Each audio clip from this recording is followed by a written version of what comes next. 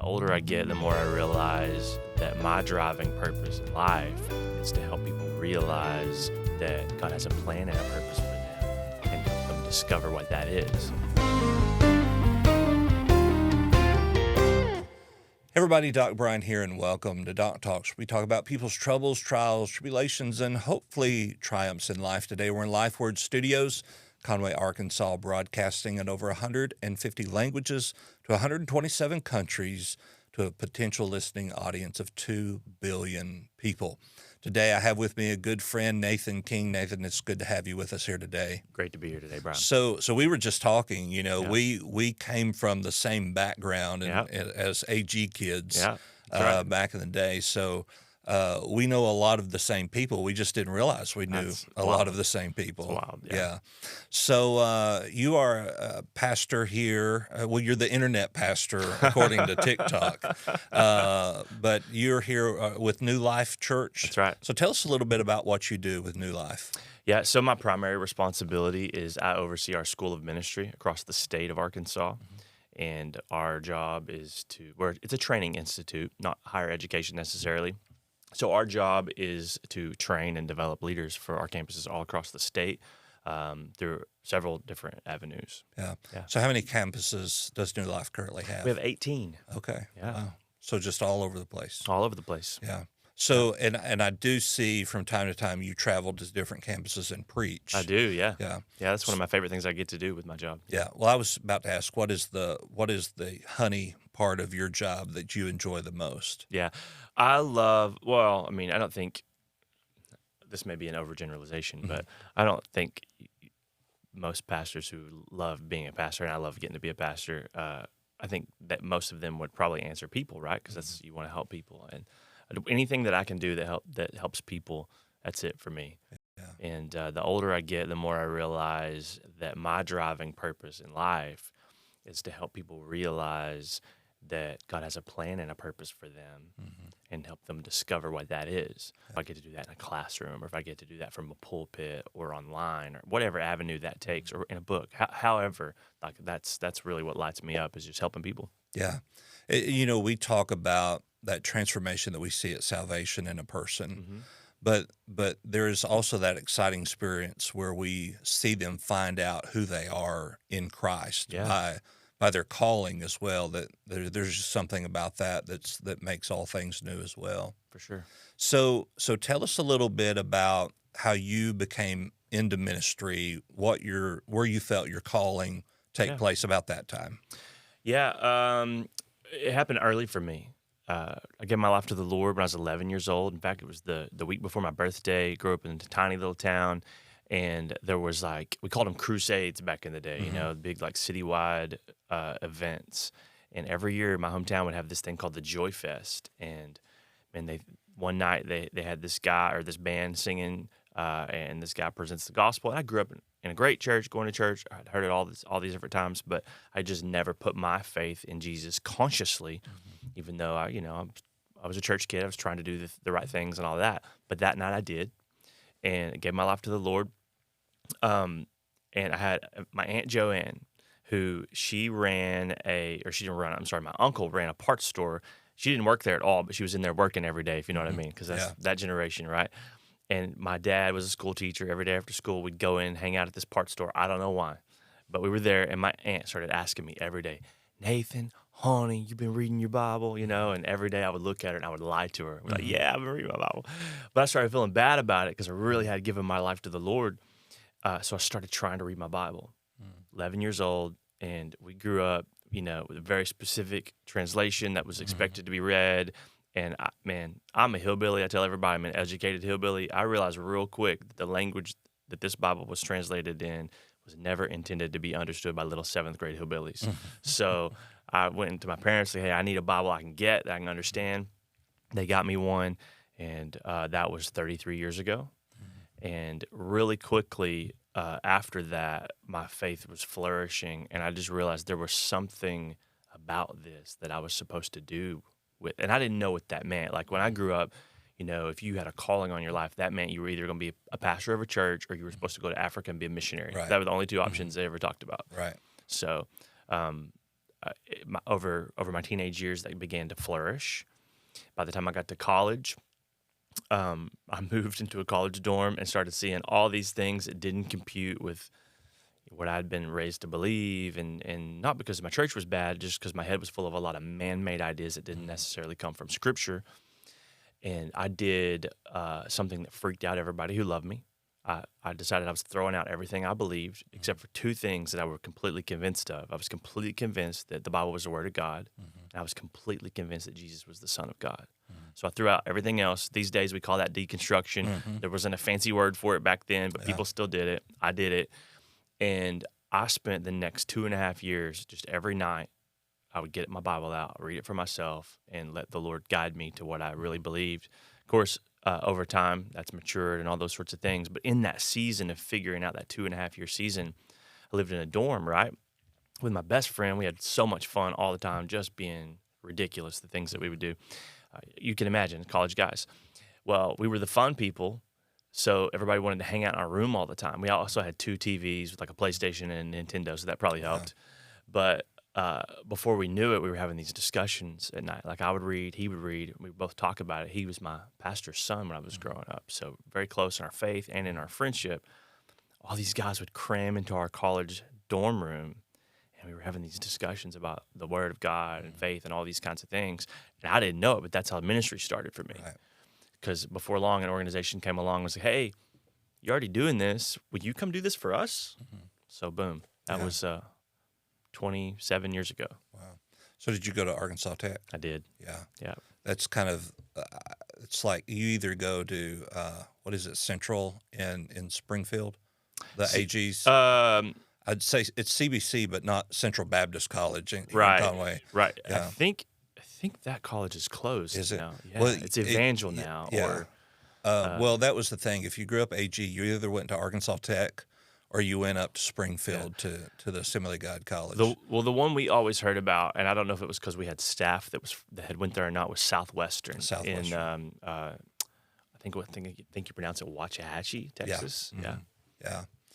So as your faith began to grow, what did you really see come out of that as far as your influence with people around you within your faith? Yeah, it was interesting because I was kind of an athlete in high school, not a good one, but I attempted to be an athlete. Interesting fact, though, is that I started school a year early. So I was always smaller and younger than everybody on all my teams. So I never excelled in that, but I was on the team and had friends and all that kind of stuff. So it was the interesting stereotypical dynamic, of I don't know if I was the only Christian, but I was maybe the only outspoken Christian in the locker room, and all the guys are not bad guys necessarily. They're just lost guys, right? Doing what lost people do, and sometimes there was, joking and that sort of thing. I was never persecuted for my faith and that kind of thing. People respected it. And, I was that guy. That's just the reputation I had. Got to college and it was the same thing. Of course, when I got to college, there was a much larger body of people of faith that I could plug into. It was just critical for me when I was in that season of trying to figure things out, work things out. And from the moment that I got there, I started seeing all of these opportunities to connect with people and have conversations with people. And I've always been an outgoing guy for the most part, not afraid to have those kinds of discussions, probably to my detriment because I would assume a lot of things and make a lot of claims and that sort of thing. And I didn't have the chops to support some of those. So working in this with people who feel like they have a calling in ministry. Being that we're a mental health podcast, what do you see the most common mental health, and I don't want to say condition or diagnosis, but maybe struggle within people who are coming into the ministry? The most common. Well, I think if I look at just the history of maybe friends who have been in the trenches with us and then left and things like that, I think burnout. burnout and exhaustion. Yeah. I think almost all of us who do what we do go through that in some capacity. And so I've gone through it at different seasons at different levels because I've been doing this a long time now. And I think you have to just be incredibly intentional and aware of that can happen. Yeah. So it's part of what we do, in the institute that I run for our church is to equip people with tools to identify things like that to the best that we know how to help them avoid those kinds of things. Yeah. So, yeah, I was just at a conference last week in Atlanta, and it was like New Life set up, had many different campuses. They came for like a staff retreat conference thing. Cool. And I did breakout sessions on mental health within the pastorate, but then burnout as well. And it seems like that a lot of the burnout is happening because of unresolved mental health issues that are on that back burner. As you know, we've talked about, we just got a new church, and the church prior absolved, and a lot of their people came and joined us. But I was interviewed, by some of these people. What does your week look like? I said, well, I try to take Fridays off and have that time for me, Friday and Saturdays. And then a couple of weeks ago, I was at the church on Friday doing something. One of them came by and said, well, isn't today your day off? And you don't get a day off. You still have to answer the phone and do whatever happens. And I think that the people in ministry get caught in that trap of not so much that they're expected to do it, but they expect themselves to get it done. And that's so unhealthy for not just for the church, but for the minister themselves to have that high standard. And we talk about having high standard, but there are limitations to that standard. Yeah. So, in ministry and specifically, in mental health, we see, even family issues or loss will pour over into ministry. And if we're not healthy, then we can't be healthy in any aspect of our life. Right. So has there ever been an occasion where specifically you remember something about one person where that poured over into their life that led to a detriment of ministry? Even in my own life, I've experienced it.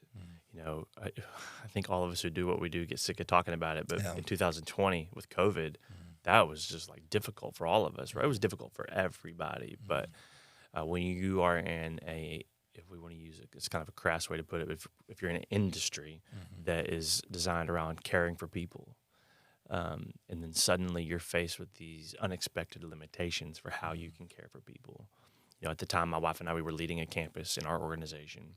We had 200 to 300 people, typically pre-pandemic, attending on a weekend. And we were in a small town. There wasn't like a great internet infrastructure outside of the immediate city limits. How do we take care of all of these people that we feel responsible for when suddenly you can't show up, or you're not supposed to show up and gather on a Sunday morning? And I didn't have a great answer for that. And I wanted to take care of people, right? At the same time, I was also teaching at my alma mater. And so there was just a lot of conflict, and I was wearing myself out. And a friend of mine, who's one of our pastors, also a licensed therapist, was basically like, dude, you got compassion fatigue. Like, he put the dot on. I'd never heard of that. I didn't know that was a thing. Yeah. And he was like, I'll never forget his exact words to me were, he said, bro, pack yourself a bag and get yourself to an island. That's what he said. And I was like, they shut down all the airports. So, probably not a literal island, but and compassion fatigue is something that we as pastors, like you, we didn't even know that was such a thing, and it's more common amongst healthcare workers. Right. But when in the midst of that, there was that compassion fatigue, but there was also, and I don't know about you, but I said as a pastor, COVID caused my work to double or triple because I wasn't with these people every week. And one thing that I learned through COVID, being a people person, was that we have to have that personal connection. That Yeah. we need that. Oh, for sure. Yeah. For a variety of reasons. Obviously, spiritually, the mental health. You probably know the science behind a lot of that way better than I do when it comes to like all the neurochemicals that fire in your body when you're interacting with people in a way that that you enjoy and all those kinds of things. Yeah, we're designed to interact with humans. We're social creatures. By Even those that say they're not. Oh, for sure. Yeah. Yeah. Their problem is they've limited their social rim. Yeah. I was in a men's meeting last night, and we were talking about getting away and unplugging and that sort of thing, and one of the men said, that's why I really like to go on cruises, because there's no cell phone service. And I said, well, cruises, I've been on several, but they make me very nervous. Yeah. And he said, why would you be nervous on a cruise? I said, well, let me put it this way to you. If you were on a cruise and you had no cell service, but you knew your 2 kids were back home and they couldn't get in touch with you if they needed something, would you not be anxious the entire cruise? And he said, well, absolutely. And I said, well, that's how a pastor feels. Yeah. When we were disconnected. There was Pew Research did a study not long ago and said that a pastor has to be on vacation for 14 consecutive days before they're able to unplug. Right. And I don't know many churches that are allowing a pastor to take 14 days leave, let alone, another 7 after that. Yeah. So, well, I think one thing that I hear more now than I used to hear is the word sabbatical. I know in our organization's gotten very intentional about sending people on sabbatical, and I think that's great. I love seeing that development. Yeah, and it's rough too, though, to unplug and take that time. Sure. Especially when you're the pastor and the only staff member. It makes it very difficult in those times. You recently got a new book here. It's called Be a Man the World Needs. Tell me a little bit about your book. Yeah, thanks for asking. It's sort of the culmination of a lot of things I've been thinking about for a long time. Ever since my early days in college ministry, I've always been drawn to investing in guys, men, young adults, and now older men, because I'm becoming older, right? And I just over time, what I realize is in the church we talk about a lot of things that pertain to men, but we don't always seem to do the best job of equipping them to be the kind of man that our world out there actually needs. Like, and to maybe I might be broad brushing or generalizing too much here, but I just a lot of the stuff you go to a men's event or whatever, and they talk about like being a great dad, being a great husband, or managing these temptations you have in your life, or reading the Bible more, or whatever. And I believe all that stuff is good, but that seems to be what we default to. And what I wanted to do is I wanted to get in there, and this actually wasn't going to be a book originally. It was going to be just a study resource that I would share with our men's ministry at our church. And then my co-leaders in my ministry basically said, please make this into a book. It's like, okay, I'll give it a shot. And so now what it is our format of study that we typically use is we've done it with several books of the Bible over the past couple of years, is I will study the Word and then create 5 devotions that we send out to the guys. We use an app to just communicate across all of our life groups in our church. And so they can get a deliverable right to their screen on their phone that says, hey, here's the reading for the day. And then, I would throw them like 3 or 4 quick bullet points that are just some thoughts. But my favorite piece of it was at the end that would come in the form of like a challenge question or something. So when I was developing those ideas for this book, I wanted to start at the foundation. Okay, why do men even exist? Well, because God created the world and he called it good, and then he created someone to oversee that world. So the implication there is that from the outset, from the very beginning in the garden, God established a world that was in need of men. Yeah. And I don't believe that design has changed. Yeah. So that's what the book is written to do, is to address and equip and encourage, hopefully. I try to be very encouraging because guys get beat up all the time by Christian material. So not a cheerleader, fire them up kind of encouragement, but hey, steady, go for it, this is who you are because this is who you were created to be. Right. Yeah. And, it's interesting even too, if you look like Mother's Day at church, it's all mothers are great. They're wonderful. There's flowers, there's celebration. Yeah. But on Father's Day, it's typically you need to be better at this, and this. Uh-huh. And I've been to those conferences where they said, hey, you need to be a better husband. Well, what does that mean? Right. What does that even mean? You Right. need to be a better dad. Well, what does that mean? Yeah. And I have found, at least within younger men, is that if they don't feel like there's a purpose Yeah. in whatever they're doing, Sure. if it's just we're going because that's what we're supposed to do, it doesn't last very long. No. Yeah. The younger generations don't want to go through the motions for the sake of going through the motions. There Right. has to be, which I actually applaud them for that because we know, you and especially you as a mental health professional, like, man, when someone discovers purpose and value and meaning, that's the thing that lights your fire for the rest of your life. So that's the goal of this book. Hey guys, you have purpose, you have value, there's a meaning behind your very existence. Yeah. You connect to it, dude, you're good to go. Yeah. And once you find that purpose, a lot of times, though, men are, well, I'm not good enough for that, or I'm not equipped to do that. And instead of going out and trying to find how to become equipped, it's, well, I just can't. Yeah. And so it's important for us as leaders to be able to see that potential as well and walk with them. Yeah. I think that's called discipleship. I think that's what that's called. But how just answering the question, how do you be a man? Your book here is Be a Man the World Needs. Yeah. How do you be a man in a world that we can't even define what a man is? Well, we can't. I don't know how appropriate it is Yeah. to get into on this podcast, but I'm pretty sure I can define it. Yeah, A man is someone who lives out the design that God intended. Okay, well then what does that mean? That means you look around at your world. We have this, let me jump back for a second. We have this, I think, fairy tale mentality sometimes when we look at like the beginning of Genesis where like God drops Adam into this manicured rose garden with apple trees and all this stuff. And I just don't believe it was like that at all. I believe it was raw, untamed wilderness. And God was like, okay, now I need someone who's a steward over this, who has the capacity to turn this into something that can foster future generations, right? That can take care of it. So going back to that word, steward, like that's the kind of man, that's what a man is. That's the kind of person that this world needs, someone who will take care of God's creation, which the implication being take care of the people around him, help them, add value to his environment, to his relationships, all that kind of stuff.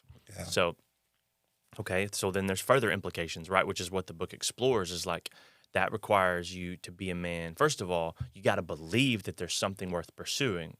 So this book is divided up into 12 like kind of maxims, like be a man statements. The first one, be a man the world needs, is what we just talked about. And then there's be a man of faith, because you have to have something to believe in that compels you to pursue that, okay? And then, okay, well, what's next? Well, be a man who's capable. Because if you believe in who you're supposed to be, but you're not capable of doing it, well, then there's another hurdle. And so I thought through a process of what are all of these things that could get in our way and inhibit us from being this man that our world needs, that our families and wives and sons and daughters and all neighbors, all these people need in their lives. What are the things that could be in the way of that? And how do we simply encourage men to walk towards the difficult boundaries that maybe are in the way and not see them as roadblocks, but as just hurdles on the path to getting where they're supposed to go? Yeah. I've never thought about the Garden of Eden being imperfect and raw, but it makes sense when you look at the punishment of Adam was that he would now work by the sweat of his brow. Yeah. That at first it was enjoyable and it wasn't work as we would define work. Right. But it was enjoyable being in the presence of creation. And now everything is work. Yeah. So What do we do with men who, let's say, they haven't discovered their purpose, but they have a dream? Yeah. But their dream to them seems so unattainable that they may not even want to share it because it sounds crazy. How would we approach that? Well, I think these are hard questions for you. I love it. I love it. Some people's dreams are crazy. Yeah. But I can't remember the quote. But I remember listening to somebody talk about, like, if your dream is, if it's completely attainable on your own, you might not be dreaming big enough. Some to that nature. Like, you want to dream big. You want to go for it. And I'll tell you about my dream real quick. It's maybe an oversimplification. One of my mentors, Mark, he would walk into my office at the beginning of every year, Italian guy, like, Nate, what are you dreaming about this year? I would look at him like, Mark, I want to be faithful. Because what I see all over the place around me are husbands who are stepping out on their families, who aren't providing for their families, who aren't doing the things that I believe we're supposed to do as men, or who just give up. And for me, one of my dreams is to be a faithful steward of all of the opportunities that God has put in front of me. Jamie and I, my wife, we tell people all the time, we've built a pretty great life out of saying yes to Jesus, because we're just trying to be faithful to the things in front of us. So when a guy comes to me, I got this guy who's wanting to start this ministry that's sort of, well, it's unorthodox, I'll put it that way. It's really kind of outside the box. And he's in our institute, our school of ministry. I'm like, I think this sounds amazing. So let's resource you and let's equip you and let's teach you how to start down this path. But one of the most important things about any dream is, have the big shining example down the road that you want to aim for, but figure out how to take incremental steps in that direction. And I can't remember the terminology, but that has to do with your identity. Like, turn yourself, imagine the kind of person that you have to be someone who facilitates this dream that you have inside of you. And then, okay, well, how does a person that can do this, how do they live? What are their habits? All of that kind of stuff. And how do I begin to operate in that? Well, what's some small version of that? Yeah. Like, I'm a writer. I love to write these days. I remember when I first started writing my first book, which I threw away a long time ago and no one has ever seen it because it was so bad. I was like, you just got to do it. And so now I love to write. I have plans for lots of books that God willing, I'll do before I breathe my last breath and step into eternity. But you have to do it a page at a time, a paragraph at a time, a sentence at a time. Yeah. I think probably one of the biggest challenges to men today is the expectation of I have to have a job. Yep. I have to perform well at that job to supply for my family. But I'm so tired after I get home from my job that I'm not good at providing for my family, not just financially, but being present. Yeah. And that every day is just a recycle of the previous day. How do we get to a point of where we understand that what we do is not our identity, who we are is our identity? Yeah, that's good. And I think if you ever figure out the answer to that, you'll never stop being invited to come and talk to. No, I think we have to try though, right? Like, that's the long tension in that conversation is the conversation between being and doing, and people talk about it a lot. And I don't know that any of us have it really figured out. I definitely would fall into the category of at the end of the workday, I'm tired, man. I'm physically tired. Because you and I are knowledge workers, and at the end of the day, you made up so many thousand decisions and thought through all these things, and you're tired. That takes a toll on you. I think, and this is how I try to handle it, is I try to set myself up for success in a way that puts some things in some boxes and puts some boundaries in place so that I can hopefully have the best of myself. There's this conversation that aligns with what we're talking about, that that we hear a lot in our world, even outside of Christianity, of a work-life balance. And that's a complete and total myth. There's no such thing. You can't do that. When you're a person who's responsible for things, there are seasons of superior responsibility. You know, when my kid is sick, I cancel every meeting that I need to cancel because my kid takes priority. But when there's a problem at work and I'm responsible for it, I may need to skip dinner with my family at night to go and handle that.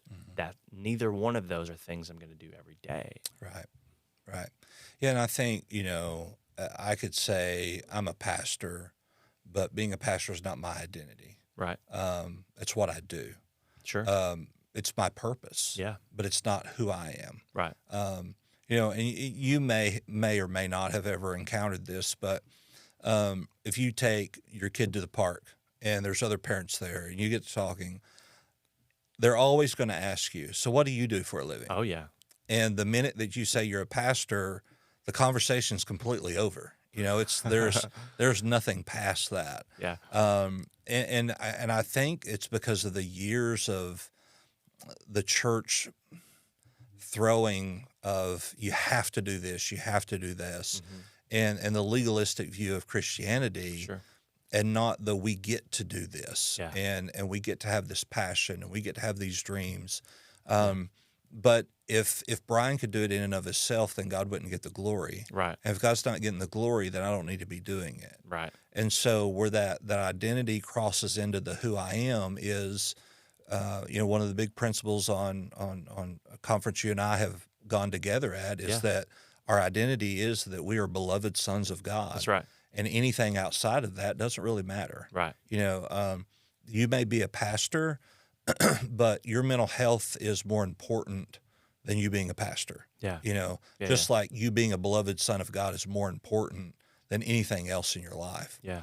So just kind of wrapping up here, just your opinion. And I've asked a lot of pastors and therapists sitting in that seat this question. So there's probably no wrong answer. Okay. As a minister, somebody being in ministry, when you encounter a mental health condition of your own, what do you do? Well, I have friends. I have people that I can call on. Learned a long time ago that it is a disaster waiting to happen. You are a disaster waiting to happen if you are in pretty much any kind of leadership role and trying to isolate yourself.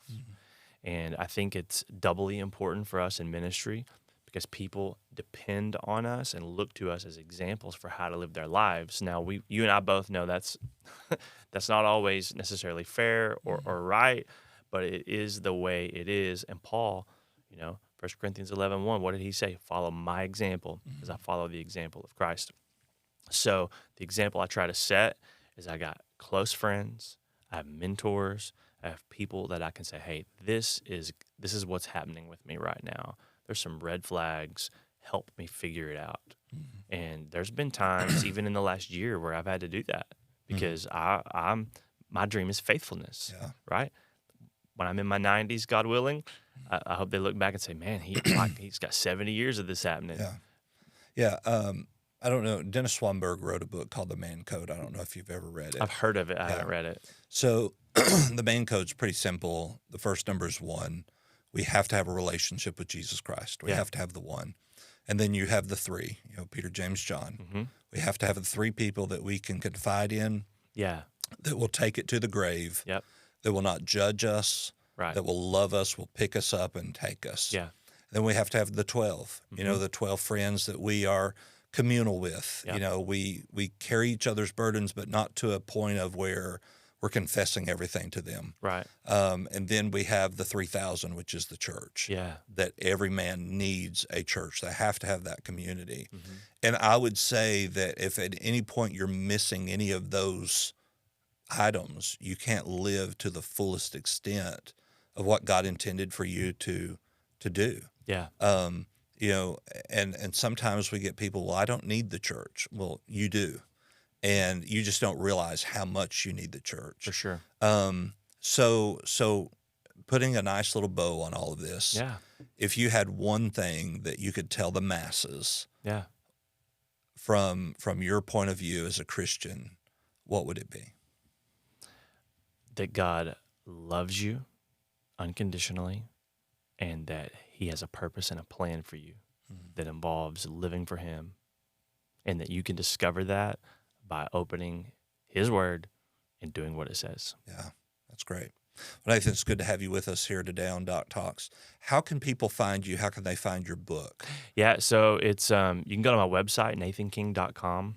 Of course, I'm on all the typical social media stuff, and the book is on Amazon. All my books are on Amazon. So it's I don't, I'm cheap, so I don't pay for promoting them on Amazon. So you have to type in the title of the book and my name usually, but that's okay. All right. Well, it's good to have you. Thanks for having me. Doc Brian, you can find all of my content at thedocbrian.com.